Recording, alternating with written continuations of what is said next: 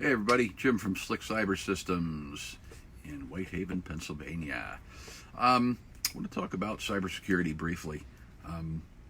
For those of you who don't know, or those of you who do, which I'm sure most do at this point, it's been all over the news. May 25th was a day that will live in infamy for the county of Luzerne as they were attacked. And obviously, this is old news. I'm not trying to tell you news, but they believe the origin of this came from an email attachment opened by an employee, accidentally opened by an employee.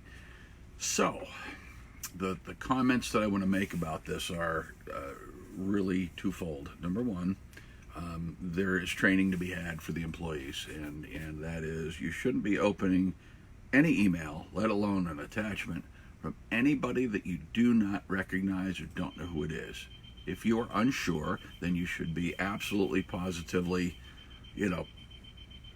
call. If it's XYZ company, pick up the phone and call XYZ company. Hey, did you send me an email, with an attachment? Because chances are, there's some really oddball things. Now, I'm not saying there aren't some tricky ones, but you really need to put some serious thought into, before you open up an attachment. So training your employees is huge. Very, very, very, very big part, and the biggest part of any cybersecurity piece. Next piece is obviously protection. It could be virus protection / firewall / email protection. You should have a multi-layer approach. So, guys, a firewall is critical. And I don't mean a cheap, Cisco old 505 or any of that junk. Let's talk real firewalls here, or should I say UTM appliance, Unified Threat Management Appliances. And basically, those types of devices do more than just basic firewall activity of looking for traffic and keeping it from coming in. There's antivirus filtering, anti-malware filtering, intrusion prevention, detection and prevention if it's a good one. It does a lot more. It's analyzing traffic on the fly. It'll see an attachment come in.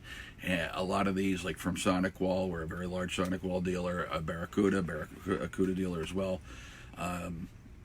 These appliances will literally take the attachment and send it up to a sandbox in the cloud, not on your servers.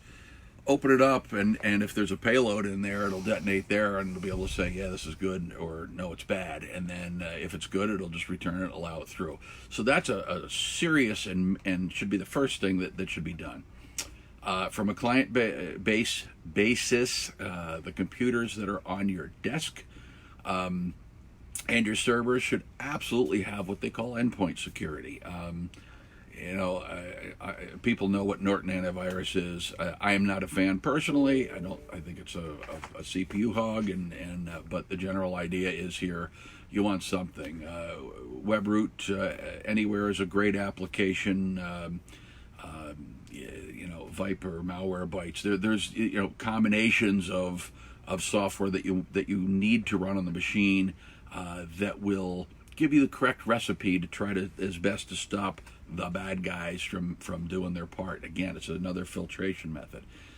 Then there's another filtration method yet, and that is for email. You should have an external email security scanner. Now, first of all, if you're running on a POP server or IMAP server like Gmail or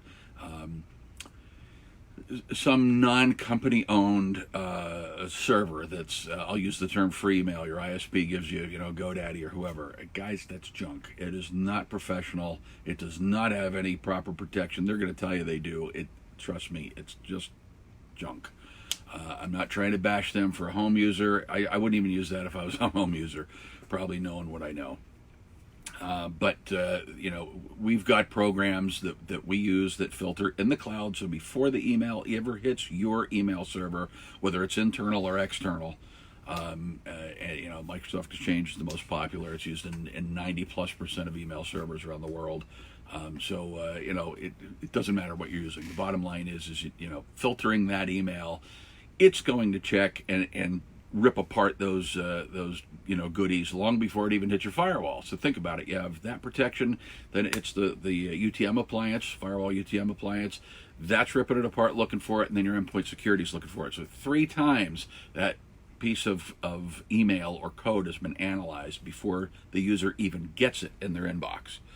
So that is very critical, because 1 may miss it, 2 may miss it, but chances of 3 missing it, pretty darn slim. That's proper security. And unfortunately, the county didn't even remotely have that in place. They still don't have that in place, which shame on them. Now, there's another piece to this, and it's the just in case. A disaster recovery and business continuity plan is huge. You heard them saying that they ran on paper for a while.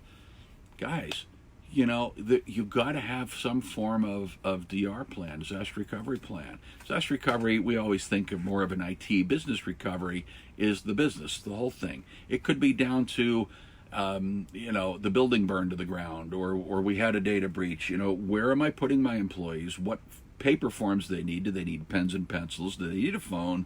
It's above and beyond the computers. This is about keeping your business running. So you need to think about this as a whole, and not just, well, geez, I have antivirus on my computer. Okay, I'm good. No, you're not. So the business continuity plan is the all-encompassing for the business. The disaster recovery plan is the disaster for what we're going to do with the computer systems, in the event of a major catastrophe. Again, building burns, server burns. Do I have my data off site? How much can I recover? How much can I afford to lose? Because let's face it, if it's 4 o'clock in the afternoon when it happens and you only back up every night, you've lost that entire day's worth of transactional data if your building happens to burn to the ground. Is that acceptable? Can you make it through? Can you get by, and survive? Chances are you probably will. You may have to do some backtracking, but at least, have a process and a series of processes and systems in place that you need to figure that out. Have a committee, whether it's yourself and your IT provider, smart IT providers like Cyber Systems High, or a business advisor, what have you. But definitely get these types of things in place and follow them. Train your employees, train everybody in how to follow those procedures. Look, if data is that critical, it needs to be backed up every couple hours. That can be done, and it can be taken right to the cloud. We do it all the time for customers. And that is a very critical piece of keeping your business aligned. Because here's the deal. No matter what business owner wants to admit this or not, data is your business. You may make widgets, you may sell insurance. I don't care what you do. It doesn't matter what the product is. Data is the business. Why do I say that, and what do I mean by that? If you don't know who your customers are, you can't have a business. If you don't know who owes you money, you don't have a business, because you're not going to get paid. If you don't know how much money or who you owe, you don't have a business. Get the point? Data is your business. I don't care if you're making a widget on the floor, on a factory floor. You still need that data for if nothing else, from a financial strategy. How much do I owe? Who owes me? What's my customer base? How do I contact them? In the event of a disaster, do they know how to contact me? What if you don't get any more orders? They don't know how to contact you because you have nothing in place. All of a sudden they start getting email bounces. Well, they must have gone out of business. I better go to their competitor. You're done. Closed your doors. You just lost everything that you've ever worked for. That's stupidity. You're being warned now. And not warned, you're being advised now. But it is a warning. Come on. This is 2019. Small businesses are the ones that are being picked on because they're easy targets for hackers. Very easy targets. They know that most small businesses don't care about any of this stuff.